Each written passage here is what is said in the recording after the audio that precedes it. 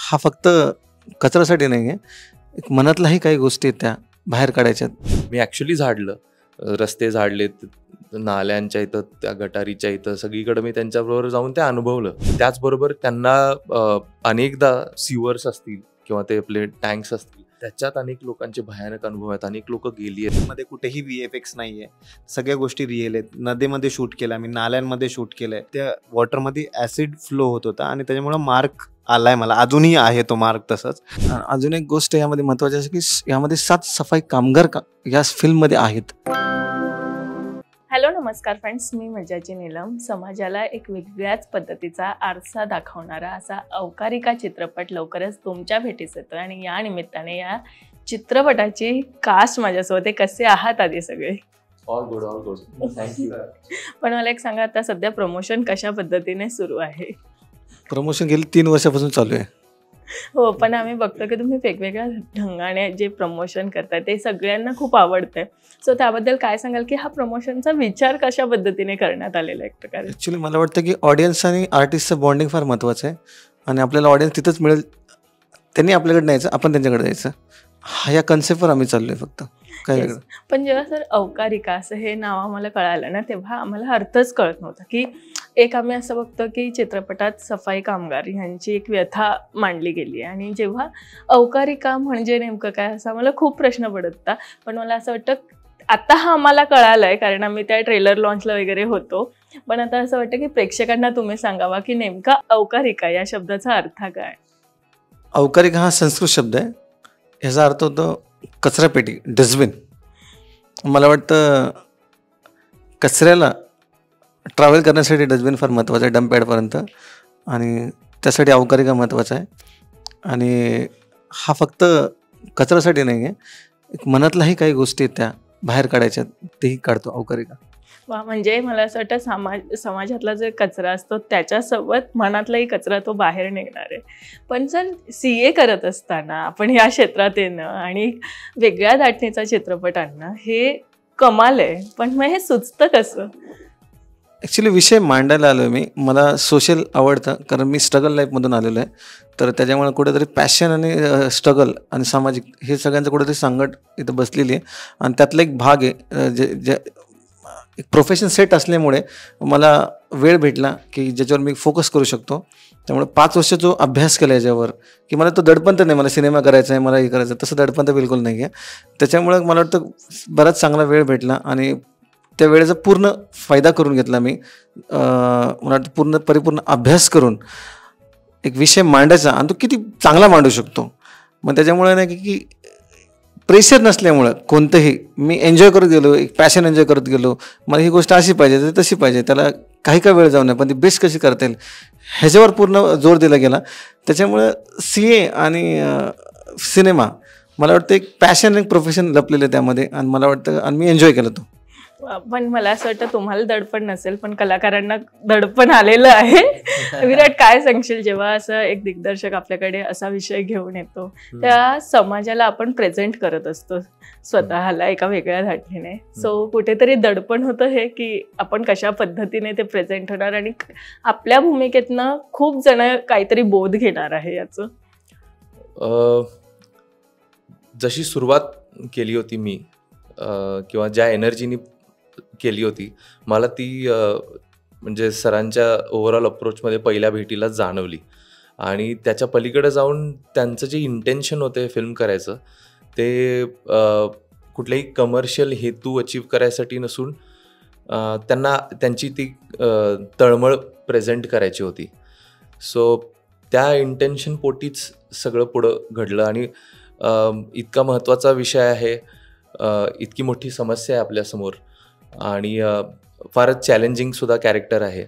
आता जसं तू म्हटलीस की कसं प्रेझेंट होतं ते एका पॉईंटनंतर डिरेक्टरच ठरवत असतो. बट मला त्यांची जी ओव्हरऑल एनर्जी होती या प्रोजेक्टला घेऊन, त्यांचं इंटेन्शन होतं, त्याच्यावरच मी कन्व्हिन्स्ड होतो. आणि त्यामुळं मी याचा भाग झालो. मी लगेच त्यांना होय असं सांगितलं होतं त्यावेळेला. येस, पण या भूमिकेला मला असं वाटतं की खूप अभ्यास करावा लागला असेल. तर त्यांच्यासोबत राहणं, जे सफाई कामगार आहे त्यांच्यासोबत राहणं, उठणं बसणं, त्यांच्यासोबत काम करणं, असा काही अनुभव घेतलास? अगदीच. सर जसं सांगतायत की ते 4-5 वर्ष त्याच्या मागं होते. त्यांना ज्या पॉईंटला ते पोचायला लागलं त्या पॉईंटला त्यांनी ते लेखन सुरुवात केली. त्यामुळे त्यांचा एक डेटाबेस मोठा होताच. त्यांचा सगळा एक अभ्यास झाला होता. त्यांनी माझ्यासाठी होमवर्कसुद्धा काढून ठेवलेला पुरेपूर. त्याचबरोबर अनेक डिस्कशन्स होत होती. पण सगळ्यात महत्त्वाचं असं झालं की त्यांनी अनेक कचरा कामगार जोडून ठेवलेले. रादर त्यांच्याबरोबर ते दररोज चर्चा करून ते सगळं करत होते, लिहित होते. सो ते जी काय लोकं होती त्यांच्याबरोबर मी एक साधारणतः एक 10-12 दिवस होतो आणि त्यांच्याबरोबर वावरणं किंवा त्यांचं आयुष्य काय समजून घ्यायचा प्रयत्न होताच. पण ते जे काम करतात हे काय आपण कधी करत नाही आणि खूप अवघड आहे. मग ते आपलं सगळं एक संकल्पना आपल्या आयुष्यातल्या त्या सगळ्या सोडून ज्यावेळेला तुम्ही ॲक्च्युली ग्राउंडवर त्या हातात तो ब्रूम घेऊन मी ॲक्च्युली झाडलं, रस्ते झाडलेत, नाल्यांच्या इथं, त्या गटारीच्या इथं सगळीकडे मी त्यांच्याबरोबर जाऊन ते अनुभवलं, ते काम केलं स्वतः. जेणेकरून त्याचा आव आणि ते असं वाटलं नाही पाहिजे. ती जबाबदारी 100% होती आणि त्या जबाबदारीचं दडपण होतं. कारण की हे मिसइंटरप्रेट किंवा मिसकम्युनिकेट होण्याची शक्यता आहे आणि त्याची 100% कुठंतरी मला म्हणजे काय म्हणतात ती रिस्पॉन्सिबिलिटी दर मोमेंटला जाणवायची. बट हा सगळा होमवर्क करून ज्या दिवशी सेटवर आलो त्यावेळेला असं वाटलं की आता आपण ते नक्कीच ठामपणे करू शकतोय. पण त्यांच्यासोबत वावरताना त्यांनी काही व्यथा सांगितलं असेल तर एखादा असा कोणता अनुभव असेल का जो शेअर करा असं वाटतं? आणि खूपच वेगवेगळे स्टोरीज ऐकलेत. खूप विचित्र आणि भयानक अनुभव आहेत सगळ्यांचे आणि अत्यंत फेटल काही इन्सिडन्सेस होत आहेत. एस्पेशली ते दररोज त्यांचं कचऱ्याची इंटरॅक्शन असल्यामुळं त्यांना अनेक फिजिकल व्याधी होत आहेत, अनेक आजार होत आहेत. त्याचबरोबर त्यांना अनेकदा त्या सिवर्स असतील किंवा ते आपले टँक्स असतील त्याच्यात अनेक लोकांचे भयानक अनुभव आहेत. अनेक लोक गेली आहेत. सो ते फार म्हणजे भीतीदायकच होतं. बट त्यांच्याबद्दल त्यामुळे खूप रिस्पेक्ट वाढला की ते हे माहिती असून आपल्यासाठी ते एवढं राबतात. तर असे अनेक किस्से आहेत खरं तर. येस, पण आता मला तिला विचारायला आवडेल ज्याची आता शाळेत एक हवा झाली असेल है ना, शाळेत आता मैत्रिणी मित्र काय बोलतात एकंदरीत तुला आता? खरं तर आधी म्हणजे शूटच्या टायमिंगला मी जसं फ्रेंड्सला सांगितलेलं होतं तसं ते मला पाठवत होते. म्हणजे समजा मी एखाद्या दिवशी नसेल गेले स्कूलला तर ते लगेच पाठवत होते मला इनकम्प्लीटवालं. पण आता मित्रमैत्रिणींना जेव्हा तू तुझं पोस्टर वगैरे दाखवलंय तेव्हा शाळेतल्या टीचर्स मित्रमैत्रिणींकडनं काय रिॲक्शन आले तुला? खरं तर प्रिन्सिपल मॅम खूप खुश झाल्या कारण फर्स्ट टाइम त्यांच्या स्कूलमधलं कोणी तर मोठ्या पडद्यावर येणार आहे आणि टीचर्स वगैरे फ्रेंड्स तर खूपच खुश झाले माझे. येस, पण तू यांच्या सगळ्यांसोबत काम केलं. मला हे सांग सगळेजण सेटवर कसे होते? म्हणजे आता कामाच्या वेळी तर काम करायचे पण ऑफस्क्रीन कसे होते? सगळे एकदम जसे स्क्रीनवर असतील तसेच एकदम असं नॉर्मली सगळे तसेच शांत म्हणजे असे मज्जा वगैरे सगळे करत होते आणि सगळ्यांसोबत खूप एन्जॉय झाला. काय काय शिकायला पण मिळालं मला. पण लाड कोणी केलेत सगळ्यात जास्त सेटवर तुझे? रोहित सर. म्हणजे रोहित आता फेवरेट आहे तुझा. रोहित काय सांगशील तुझ्या एकंदरीत भूमिकेबद्दल या? ॲक्च्युली फिल्मला मी गेल्या 5 वर्षापासून कनेक्टेड आहे प्रोडक्शन हाऊसमध्ये, पण त्याच्या आधीपासून कनेक्टेड आहे. फिल्म करत असतानाचा अनुभव ॲज अन ॲक्टर वेगळा होता, ॲज अन प्रोडक्शन खूप वेगळा होता. कारण सरांनी जे स्वप्न पाहिलं होतं, जे त्यांना रिअल ह्याच्यामध्ये उतरवायचं होतं, त्यासाठी ती एक भूमिका म्हणजे एक गटर काम करणारा एक योद्धाची भूमिका मी केली आहे फिल्ममध्ये. आणि ती करत असताना कुठेतरी रिअल गोष्टी करायच्या होत्या. फिल्ममध्ये कुठेही VFX नाही आहे, सगळ्या गोष्टी रिअल आहेत. नदीमध्ये शूट केलं आम्ही, नाल्यांमध्ये शूट केलं आहे, गटरमध्ये शूट केलं आहे. शूट करत असताना जे ते एक्झॅक्टली काम करतात तेच डिलिव्हर करण्याचा प्रयत्न केला आहे. त्यांच्यासोबत राहिलो आम्ही, खूप दिवस राहिलो आणि त्यांचे जे अडीअडचणी आहेत, प्रॉब्लेम्स आहेत, सगळे जाणून घेण्याचा प्रयत्न केला. आणि इतकं कळालं की त्यांना फक्त आपल्याकडनं एक रिस्पेक्ट हवी असते, बाकी त्यांना काय हवं नसतं. आणि ते खूप कनेक्टेड आहे आणि ही फिल्म झाल्यानंतरही ते तसंच कनेक्शन तसंच राहील. आणि कॅरेक्टर ॲज अन कॅरेक्टर मी सांगायला गेलो तर कॅरेक्टरबद्दल खूप आहे त्यांच्या लाईफमध्ये खरंच खूप प्रॉब्लेम्स आहेत, खूप अडीअडचणी आहेत. ते कुठेतरी आम्ही ह्या फिल्मच्या हे फिल्म आल्यानंतर कुठेतरी लोकांचा आणि त्यांचा दुरावा झाला तो कुठेतरी जवळ येईल आणि नक्की बदल घडेल, मला असं वाटतं. येस. पण मला तुला विचारायला आवडेल की आता जेव्हा हा चित्रपट शूट होत होता तेव्हा असं होतं ना की आपण जे शूट करत असतो ते जेव्हा आपल्याला ते विचार येतात आणि आपण स्वतःत बदल करतो, कोणता असा एक बदल केला आहे स्वतःमध्ये? लहानपणापासूनच मला स्वच्छतेची खरंच आवड आहे आणि घरी सांगितल्याप्रमाणे तशी मी आहे की स्वच्छता आणि बायकांना खूप जास्त आवडते, लागते. तर आधीपासूनच तशी होते. पण आता तर मुळात आपला कचरा हा आपण तो सॉर्ट करणं म्हण किंवा त्याची विल्हेवाट लावणं, की तो जसं औकारिकाचा अर्थच मुळात कचरा पेटी किंवा डस्टबिन आहे, तर तो त्या ठिकाणी पोचला पाहिजे. तिथून पुढे सुद्धा जी विल्हेवाट त्याची लागतीये तर ती नीट लागली गेली पाहिजे याची खबरदारी, कारण माहितीच नव्हती प्रोसेस काय आहे हेच माहिती नव्हतं मुळात आम्हाला. तर ते औकारिका चित्रपटाच्या माध्यमातून आम्हाला ह्या सगळ्या गोष्टी कळत गेल्या. तर आपला कचरा एकतर आपण स्वतः त्याची विल्हेवाट व्यवस्थित लागेल हा एक नियम आता आम्ही सगळ्यांनीच बांधला आहे, म्हणजे मीच नाही तर संपूर्ण टीमने. आणि चांगली सवय म्हणशील तर एक तर मुळात माझा स्वभाव खूप बोलका आहे, मी जे समोर असेल त्याच्याशी बोलायला लागते. तर सफाई कर्मचारी जे कोणी माझ्या आजूबाजूला असतील खूप गप्पा त्यांच्याशी आधीही मारत होते, आता तर ते आवर्जून वाट बघतायत की औकारिका कधी येणार आहे, कारण त्यांना माहिती आहे की औकारिकाचा विषय काय आहे. येता जाता त्यांच्याशी गोड बोलणे, घरी त्यांच्याबरोबर बसून चहा पिणे, त्यांना जर एखादी गोष्ट हवी असेल तर हक्काने त्या माझ्या घरी येतात आणि सांगतात की ताई आज हे आपण करूयात म्हणून. तर ही जी अटॅचमेंट आहे तर मला असं वाटतं माझ्यामध्ये हा बदल घडला आहे.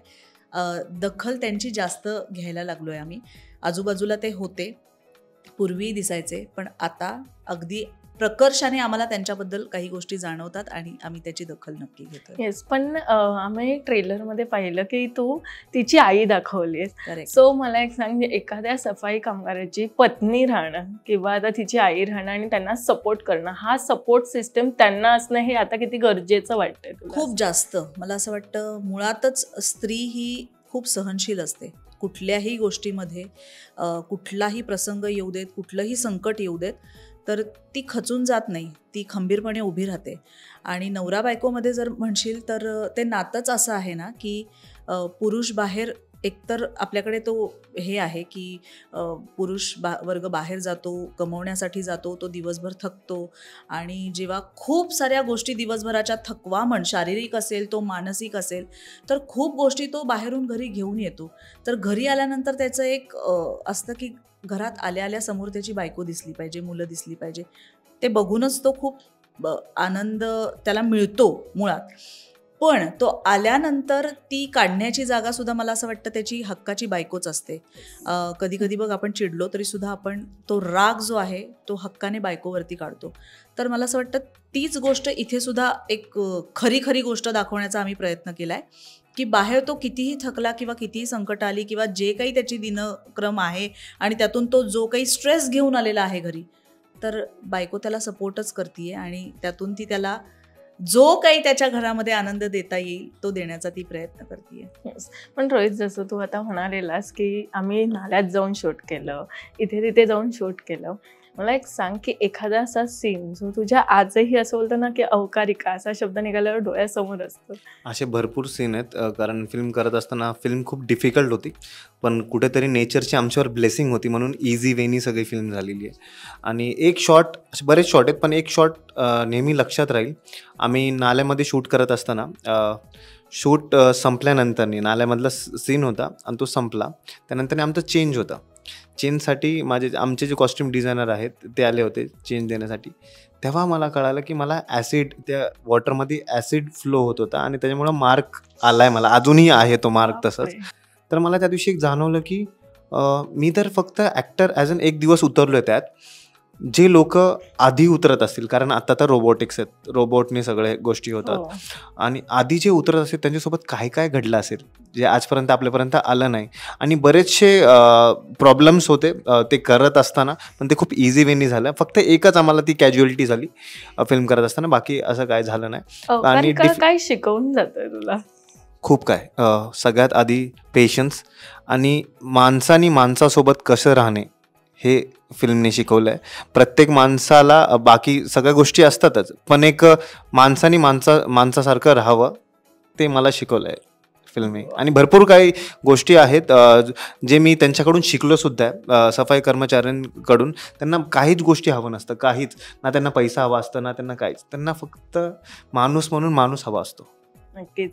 पण तू खूप कमाल काम केलंयस. म्हणजे ट्रेलरमध्ये पाहिलं, तुला बोलली ना मगाशीच की असं वाटतच नाहीये की ती तू आहेस. इतकं तू कमाल काम केलंयस. तू सांग तुझा हा अनुभव कसा होता आणि तुला किती मजा आली हे काम करताना असं? खरं तर मला सॉन्ग खूप आवडलं, ते पण एवढ्या मोठ्या सिंगर सुनिधी चौहान मॅमनी सिंग केलं म्हणून मला खूप छान वाटतं. आणि वरनं अरविंद सरांनी हे सॉन्ग फादर्स डेला रिलीज केलं वा. म्हणून मला म्हणजे मी पप्पांना खूप छान गिफ्ट देऊ शकले आणि मी माझ्या मम्मी पप्पांचं स्वप्न पूर्ण केलं म्हणून मला खूप छान वाटतंय. पण तू असं जेव्हा ते सगळे सीन तू बघत होतीस तेव्हा तुला सांग, तुला कसं वाटायचं किंवा ह्यांचं सगळ्यांचं काम आणि त्यात तूही त्यांची साथ देत होतीस? खरं तर म्हणजे आता जेव्हापासून हे शूट होण्याआधी पण जेव्हा स्क्रिप्ट वगैरे मी वाचले तेव्हाच माझी जे सफाई कामगार असतात त्यांची बद्दलची रिस्पेक्ट माझी अजून वाढली. खरंच त्यांना खूप मोठा सलाम माझ्याकडून. येस. पण तू आता शाळेत वगैरे असे जे असतात ना फ्रेंड्स वगैरे, ते असे कचरा करतात किंवा असं खाऊन तिथेच टाकतात, शाप करून तिथेच, त्यांना आता ओरडतेस? हो. ते मला म्हणतात तू माझी टीचर का बनते, पण मी म्हणते की आता माझा मूवी येतोय म्हणून मी तुम्हाला सांगते आणि मूवी बघितल्यावर तुम्ही पण कचरा नाही करणार. येस.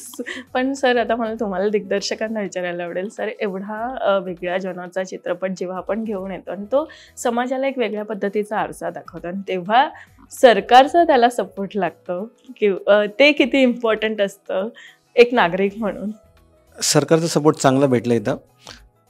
शूटपासून ते पिंपरी चिंचवड महानगरपालिका टोटली जे आयुक्त आहेत त्यांनी जे काय लोकेशन्स असते सगळं प्रोव्हाइड केले, जे काय गाड्या लागत असतील, इक्विपमेंट लागत असतील सगळे दिले. अजून एक गोष्ट यामध्ये महत्त्वाची आहे की यामध्ये 7 सफाई कामगार या फिल्ममध्ये आहेत, त्यांनी काम केलेलं आहे. आत्ताही त्यांनी प्रमोशनसाठी, आता तुम्ही पिंपरी चिंचवडमध्ये जर गेलात, आत्ताही प्रमोशन चालू आहे. अवकारिकाच्या बद्दलचं एक स्ट्रीट सॉन्ग आहे, ते सगळ्या गाड्यांवर चालू आहे PCMCमध्ये, सगळ्या गाड्यांवर. आणि त्याच्याही पलीकडे आता सेंट्रल गव्हर्नमेंटनेही चांगला रिस्पॉन्स दिलेला आहे. त्यांनी एक तर स्वच्छ भारतचे जे लोगो आहे त्यांनी वापरायला दिला आहे आणि जे काही सॉन्ग असतील ते म्हणजे सगळे कॉपीराईट्स त्यांनी दिलेले आहेत, तुम्ही बिंदास वापरू शकता असे. आणि डायरेक्ट कनेक्ट आहे त्यांचा. एकंदरीत शासनाचा खूप पॉझिटिव्ह रिस्पॉन्स आला आहे. आम्ही जिथे इथे जातो, जिल्हा परिषदमध्ये गेलो होतो, तिथेही रिस्पॉन्स आहे, कारण त्यांनाही हे हवं आहे. ह्या गोष्टी त्यांना हवं आहे. लोकांनी ह्यामध्ये म्हणजे बदल घडला पाहिजे. त्यांची धारणा, इव्हन स्वच्छ भारतचे हेड नवनाथ वाट सर आपल्या महाराष्ट्राचे, त्यांनाही या गोष्टी आम्ही दाखवल्या. त्यांना या गोष्टी आवडल्या की कोणत्या बॅकएंडला कोणतरी करतंय, सरकारव्यतिरिक्त या गोष्टी करतंय. असा चित्रपट म्हणजे आलाच, मला असं वाटलं की हा आलाच पाहिजे, दाखवला पाहिजे. आणि फक्त आता विषय असा होता की हा सफाई कामगार, स्वच्छता ह्या सगळ्या गोष्टीमध्ये हा चित्रपट फिरतोय का, पण मला असं सांगायचं हा चित्रपट फुल ऑफ एंटरटेनमेंट आहे. तुम्हाला या चित्रपटामध्ये एंटरटेनमेंट, स्वच्छता अशा सगळ्या टोटल पॅकेज दिसतील. म्युझिक वाईज म्हणा, आता रिसेंटली आता मला कन्नड, तेलुगू आणि हिंदीची डबिंगची ऑफर पण आलेली आहे या सिनेमासाठी. आणि याचं पूर्ण साऊथला काम झालेलं आहे, साऊंडचं पूर्ण काम साऊथला. एकंदरीत एक चांगला चित्रपट घेऊन आलेला आहे. मला वाटतं डेफिनेटली महाराष्ट्र पूर्णपणे मला साथ देतील या सिनेमाला. तुम्ही आत्ताच म्हणालात की साऊथचं सॉन्ग म्हणजे साऊथकडचे सॉंग्स या गाण्याला लागलेले आहेत. म्हणजे सॉन्ग जे आहेत श्रेय देशपांडे जे आहेत, ॲक्च्युली पहिले गाणे जेव्हा त्यांनी तयार केलं, कचरा साथ, जेव्हा जे आता रिलीज झालं नुकतंच, तिन्ही गाणे श्रेयसांनी एकदम अतिशय उत्तुंग त्याने कंपोज केले. ॲक्च्युली तो खरा कॉन्फिडन्स होता, कारण कसं कोणत्याही सिनेमाला ना गाणी असली पाहिजे चांगली. आणि आधी एक गाणं गेलं लहरंगा तिरंगा, त्यामुळे तो कॉन्फिडन्स बिल्डअप झाला, कारण एका सिनेमासाठी म्युझिक फार महत्त्वाचं आहे. आणि म्हणून तो आशीर्वाद लाभला आणि पुढे म्युझिकवर आम्ही खूप लक्ष दिलं. या सिनेमामध्ये म्युझिकवर फार लक्ष दिलेलं आहे. हो, कारण की मी पण पाहिलेलं म्युझिक आहे. म्हणजे अवकारिका मला असं वाटलं चित्रपट म्हणून हा जो बोध घेणारा आहे, तर प्रत्येक गाणं हे वेगवेगळं बोध देणारं पण आहे. सो गाणं बनवताना किंवा गाणं असं असतं ना की आपल्या चित्रपटात हे गाणं आणताना काय विचार ठेवलेला दिग्दर्शक म्हणून एक डोक्यात? एक तर सगळ्यात पहिलं तर कचऱ्याच्या साथ जे गाणं होतं ते सफाई कर्मचारी यांच्या जीवनावर आहे. तर हे श्रेयसजींना मी जेव्हा पाठवलं आणि म्हणजे फार वेगळं, कारण ते इमोशन पूर्णपणे त्यामध्ये होते की कचऱ्यात ते असतात बऱ्याच गोष्टी, मग ती व्यथा कशी मांडायची आणि ती आर्त फार मोठी, म्हणजे आपण नाही गाण्यात एवढं मांडू शकत, पण ती आर्त कशी मांडतात सगळ्या गोष्टी मांडायच्या, जितकं मांडता येईल तितकं. जसं कचरे साथ जेव्हा मळकट हात, जुनं झालं सारं काही नकोय घरात, ओले सुके उघडत, म्हणजे हे जे लाईन्स आहेत हे काय कंपोज करायचे. मला फार प्रश्न पडला होता की आता कंपोज कसं होतं, आपण लिहिलं तर आहे, पण जे कंपोज होऊन आलं ना, म्हणजे मी इतका खुश होतो ना, कारण तिथून काय मला एक धागा भेटला. आणि सेम तेच झालं की सुनील चव्हाण मॅडमचं जे गाणे का रे बाबा, जेव्हा वैभवला जेव्हा कास्ट केलं तेव्हा हे गाणं पण जेव्हा लिरिक्स जे बनल्या श्रेयसजीनं जेव्हा पाठवलं,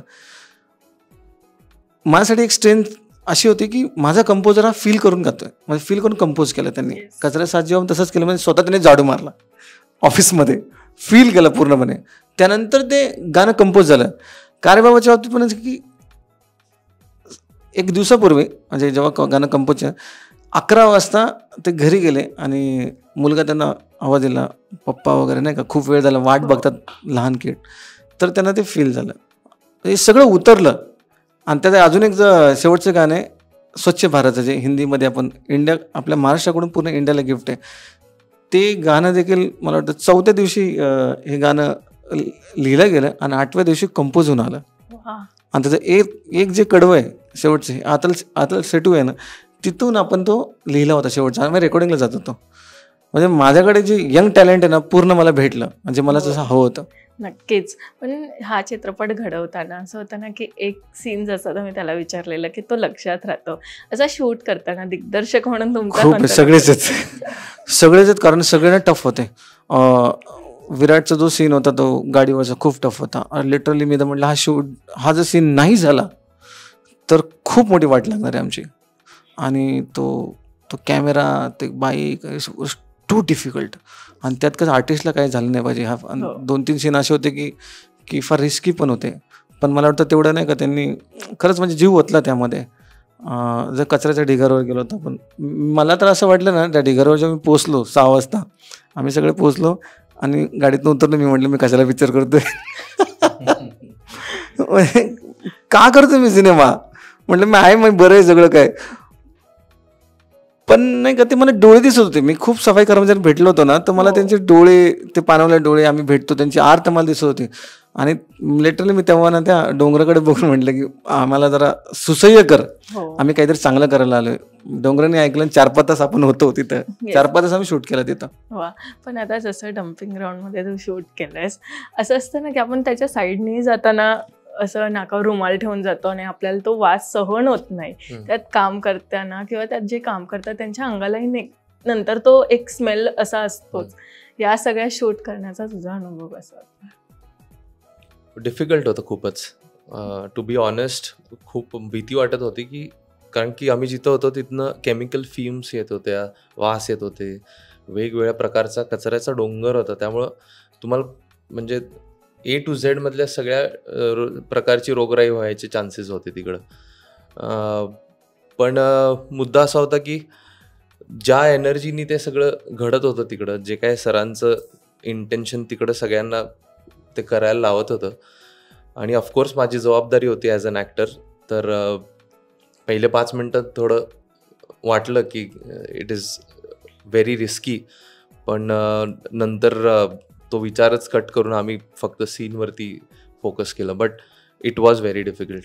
पण असं असतं ना की या सगळ्या शूट करणं खूप अवघड असताना एक प्रेरणा लागते. ती प्रेरणा कोणाची होती? प्रेरणा एकतर सरांचीच प्रेरणा आमच्यापर्यंत पोचली आहे असं मला वाटतंय. सरांचंच थॉट आहे जो इथंपर्यंत घेऊन आला. बट त्यांच्या निमित्तानं आम्ही ज्या वेळेला त्या इतर लोकांशी बोललो, भेटलो, त्यांच्याबरोबर काम केलं, त्यानंतर त्यांना बघितल्यावर तीच प्रेरणा होते. अजून कुठली दुसरा माणूस असूच शकत नाही. त्यांचं दररोजचं जीवन इतकं खडतर आहे, आपण 4 तास नाही करू शकत का, किंवा 4 दिवस नाही करू शकत का, हाच प्रश्न विचारायचो. आणि मग तेवढं तरी जमलं पाहिजे असं उत्तर यायचं. सो ट्रेलर मध्ये एक सीन पाहिलेला, म्हणजे जेव्हा तू चालतोय आणि तुझ्या अंगावर तो कचरा पडतोय, तो सीन कशा पद्धतीने शूट केलेला? तो सगळ्यात मजेशीर त्याचा किस्सा आहे. सकाळची वेळ होती, सगळा सेटअप झालाय. हो. तो वरनं 3ऱ्या-4थ्या मजल्यावरनं ऍक्च्युली टाकत होते, जे टाकत होते ते 3ऱ्या मजल्यावरतीच होते बहुतेक. आणि मी चालत येतो ना, ते पडते. तो काय केलाय त्या माणसानं टाकलेला थ्रो माझ्या अंगावर पडेच ना. ओके. नाहीतर एकतर ती पिशवी आधीच हो. उघडी व्हायची और वॉटेवर.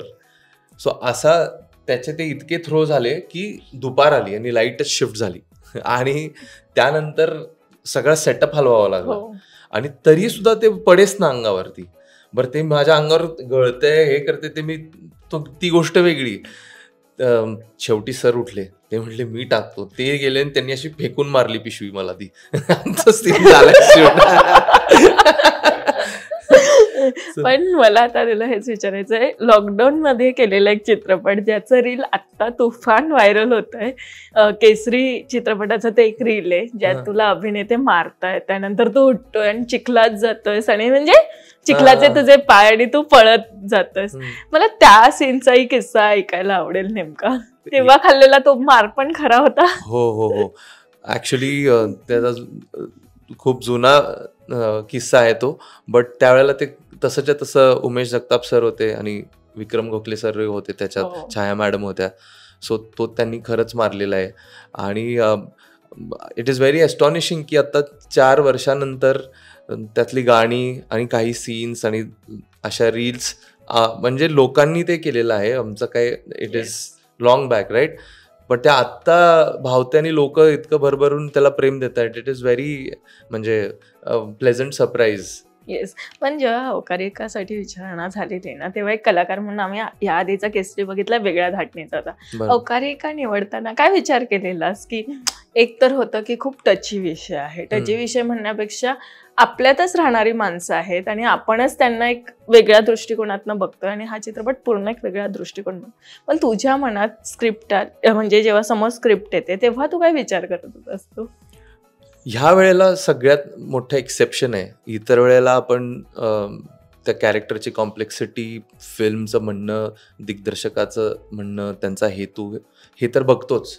तो अभ्यास करावाच लागतो. मी तिथं कसं कॉन्ट्रीब्यूट करू शकतो, त्याला बाबा अजून वर घेऊन शकतो. पण ह्या वेळेला सरांची सामाजिक जी तळमळ आहे ना, ते ही गोष्ट पोचवायची, ही सगळ्यात पुढं होती. म्हणजे त्यांना ते इतकं मनापासून म्हणायचंच होतं. जसं मला कधीतरी सुरुवातीला काही मी गोष्टी केल्या त्यावेळेला जी होतं ना, लाईक आय सेड, ती एनर्जी एक्झॅक्टली मला जाणवली.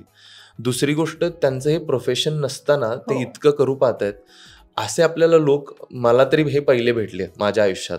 आणि त्यांचं ते मेसेज टोटली कन्वे झाला, ते त्या इमोशन्स टोटली कन्वे झाले. आणि ही फिल्म केली आहे मेजरली आपल्या स्वच्छता कामगारांच्यासाठी, त्यांचं आयुष्य दाखवण्यासाठी आणि कचऱ्याच्या समस्येसाठी. सो त्याला एक सामाजिक भान म्हणून, एक सिविक सेन्स असलेला एक नागरिक म्हणून मला ती अशी पण भेटली. सो मला कुठलंही कारण राहिलं नाही की ते नाही करायला. आणि सगळी टीम ऑफकोर्स एकदम फॅमिली सारखी झाली आता त्यामुळं. येस. पण सर काय सांगाल की प्रत्येकाच्या कास्टिंग म्हणजे असं असतं ना की कास्टिंग करताना आपण विचार करतो, काय विचार होता तेव्हा? जेव्हा कास्टिंगचा विचार केला, मला वाटतं की जे कॅरेक्टर मी डिझाईन करत होतो तो मला डोळ्यासमोर म्हणजे भेटायचं की हां ठीक आहे अशा पद्धतीने. फक्त लीडचाच विषय होता की लीड कोण करणार वगैरे. आणि सिनेमा टफ आहे, म्हणजे जिथं आपण थांबणार तिथं वास येणार आहे अशा. आणि मला असा ॲक्टर हवा होता की तो हंबल असेल, त्याला पूर्ण जाणीव असली पाहिजे या गोष्टीची, कुठेतरी कनेक्टेड असणं गरजेचं आहे. कारण बऱ्याच गोष्टी मी ऐकतो आपण किंवा ह्या गोष्टी लोक नाही ॲक्सेप्ट करत वगैरे. पण मला तसं की लीडच्या बाबतीत होतं फक्त की मला हवं आहे. बाकी तर कास्टिंग पूर्ण झालं होतं. PMM ऑलरेडी माझ्या शॉर्ट फिल्ममध्ये काम केलं, रोहित प्रोडक्शनचं आहे. वैभवबद्दल थोडंसं वेगळं होतं की मला चाइल्ड ॲक्ट्रेस हवे होते. त्यात जेव्हा ऑडिशन झालं, ऑडिशनमध्ये एकटीच आली होती, आईबरोबर आली होती. मी पाहिलं, ओके म्हटलं, तिथंच डन केलं, ओके चला ठीक आहे करूयात आपण म्हणून. मला वाटतं वैभवीने 2 सत्य आधी होऊन गेले होते रिहर्सलमध्ये. वैभव हे 3रं सत्य आहे. म्हणजे ऑलरेडी आम्ही रिहर्सलमध्ये सफाई कर्मचाऱ्यांनी पण एक ट्राय केलं होतं की ते करू शकतात का नाही वगैरे. पण एंड ऑफ द डे आम्ही असं की ॲक्टर चांगला असणं गरजेचं आहे, कारण लीड करणं गरजेचं आहे, मोठा विषय आहे आणि तो चांगला कन्वे होणं गरजेचं आहे. त्यामुळे इथं मला कुठेही अडचण नाही आली. मला चांगली लोक, टीम चांगली, ॲक्टर, टेक्निकल टीम सगळी चांगली भेटली.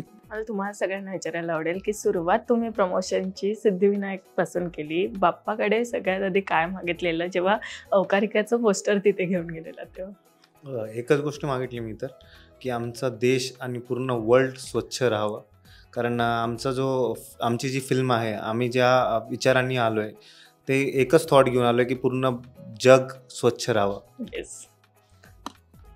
मला असं वाटतं की गणपती बाप्पाच्या चरणी गेल्यानंतर विघ्नांचा जो नाश करतो असा आपला गणपती बाप्पा, तर देवाच्या कृपेने खरंच आत्तापर्यंत जी काही संकट आली ती त्यांनी पार केलेलीच आहेत. आणि इथून पुढे आता आम्ही प्रमोशनला सुरुवात करत आहोत, तर तुझे आशीर्वाद बाप्पा आमच्या पाठीशी सदैव राहू देत असा आशीर्वाद घेऊन आम्ही ती सुरुवात केली. आणि मला असं वाटतं की अवकारिका हा चित्रपट एक वेगळ्याच रीतीने प्रमोशन करत आहे. जसं मगाशी म्हणालो आपण, तू बघितलंस Yes. की काय होतं ट्रेलर लॉन्चच्या दिवशी. तर पथनाट्य म्हणा किंवा सगळ्या लोकांना जाऊन अगदी ग्राउंड लेवलला जाऊन प्रत्येकाशी भेटणं आणि बोलणं, जसं हे सतत गेली 5 वर्ष करतायत, तर ही सगळी गोष्टी करत करत अवकारिका आज इथवर पोचलेली आहे. तर सगळ्यांचे प्रेक्षकांचे खूप प्रेम आणि आशीर्वाद आम्हाला मिळू देत अशी आम्ही मागणी मागितली आणि प्रमोशनला सुरुवात केली. येस. खरं तर मी देवाला म्हटलं की आमच्या सरांचं स्वप्न जे की अवकारिका हे movie super super super hit वाह. होते असं मागितलं आणि म्हटलं की मूवीमधले थिएटर हाऊसफुल होते. वा. पण आता मला तुम्हालाच विचारायला आवडेल की जाता जाता प्रेक्षकांना काय सांगायला आवडेल की खूप सामाजिक विषयांवर भाष्य करणारे चित्रपट येतात, पण त्यात अवकारिका हा किती वेगळा आहे? सगळ्या चित्रपटाला मेहनत लागते, म्हणतो सगळे सामाजिक चित्रपट चांगलेच असतात. त्यातलं एक अवकारिका सिनेमा घेऊन आलो आहे. 1 ऑगस्ट 2025 रोजी सगळ्या चित्रपटगृहात हा चित्रपट येतोय. तुम्ही हा नक्की बघा. चित्रपट फार महत्त्वाचा आहे. हा चित्रपट वर्तमान काळासाठी आणि भविष्य काळासाठी फार महत्त्वाचा आहे. कारण आत्ताच्या घडीला आपण आरोग्याचा विषयचा हा चित्रपट आहे आणि लहान मुलांसाठी तर हा चित्रपट खरंच बघण्यासारखा आहे. यू सर्टिफिकेट पण या चित्रपटात मिळालं आहे, कारण हा जागतिक विषय आहे. त्यामुळे तुम्ही नक्की बघा 1 ऑगस्ट 2025 रोजी आपल्या जवळच्या चित्रपटगृहात अवकारिका. धन्यवाद. येस. थँक्यू सो मच आणि तुम्हा सगळ्यांना all the very best. Thank you. Marathi मनोरंजन सृष्टीमधील मालिका, चित्रपट, नाटक तसेच कलाकारांबद्दलच्या नवीन अपडेट्स जाणून घेण्यासाठी नक्की सबस्क्राईब करा इट्स मज्जा मराठी या आपल्या नवीन यूट्यूब चॅनलला.